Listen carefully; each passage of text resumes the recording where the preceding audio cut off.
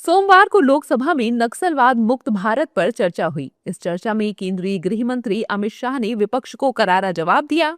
सदन का माहौल उस समय गर्मा गया जब लोकसभा में नेता प्रतिपक्ष राहुल गांधी का नाम नक्सलवादियों से जोड़ा गया।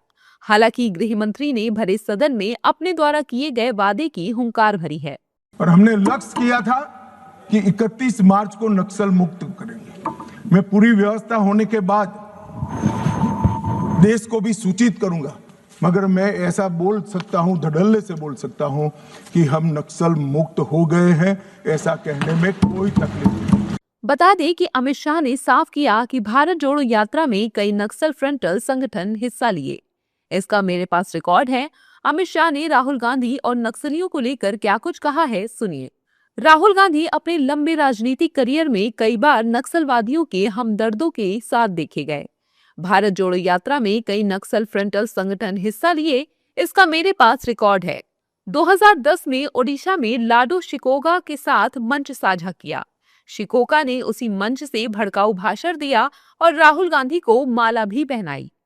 अमित शाह के इस बयान के बाद बीजेपी नेता कांग्रेस पर हमलावर हो गए।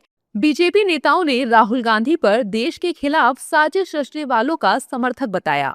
बीजेपी नेताओं ने कहा कि राहुल गांधी हमेशा से यही चाहते थे कि देश में नक्सलवाद कभी खत्म ना हो। देखिए, ये सच्चाई उन्होंने रखा है, तथ्यों के साथ रखा है। कांग्रेस नक्सलवाद, आतंकवाद की जननी है और अब जननी होते होते अभी के नेता राहुल गांधी खुद अर्बन नक्सल बन गए। एनएसए का पूरा डिटेल बताया उन्होंने। एनएसए के पूरे डिटेल में एक एक नाम बताए कि सारे नाम कहाँ तक कम्युनिस्ट नहीं भाई, माने मॉइस्ट लोगों के साथ जुड़े हुए नाम थे। तो इतने सारे प्रमाणों के बाद और क्या रह जाता है इस बात के खुलासे के लिए कि कांग्रेस किस तरीके से चाहती ही थी कि समूचे देश में इस तरह की कोई व्यवस्था, कोई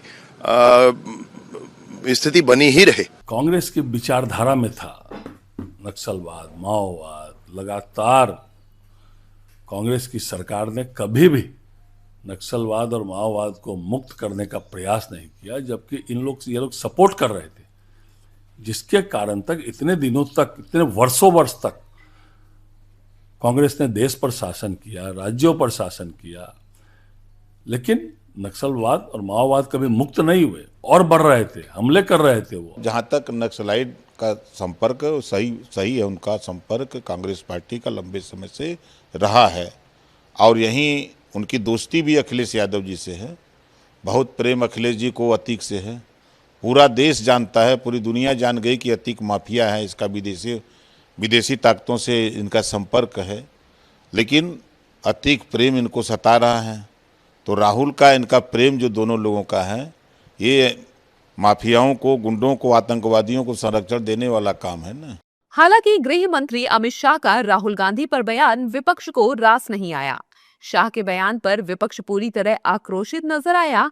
इस दौरान कांग्रेस नेताओं ने शाह के बयान पर पलटवार करते हुए कहा कि जिस परिवार ने देश को आजादी दिलाई, देश को आगे बढ़ाया, उसके बारे में गृह मंत्री के इस तरीके के बयान अशोभनीय हैं।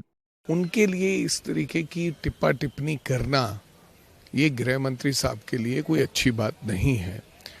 दुनिया जानती है नक्सलाइट खत्म हुआ है कि नहीं हुआ है, देश जानता है।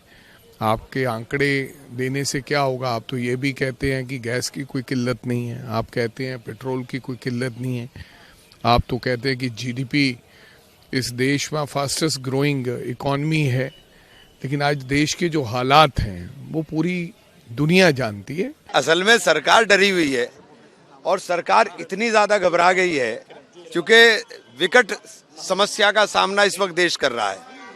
इस वक्त देश के सामने जो संकट खड़ा हुआ है, उस संकट से ध्यान हटाने के लिए ये इधर उधर की बात कर रहे हैं। He is giving wrong statements against Congress leaders, particularly Sonia Gandhi and Rahul Gandhi.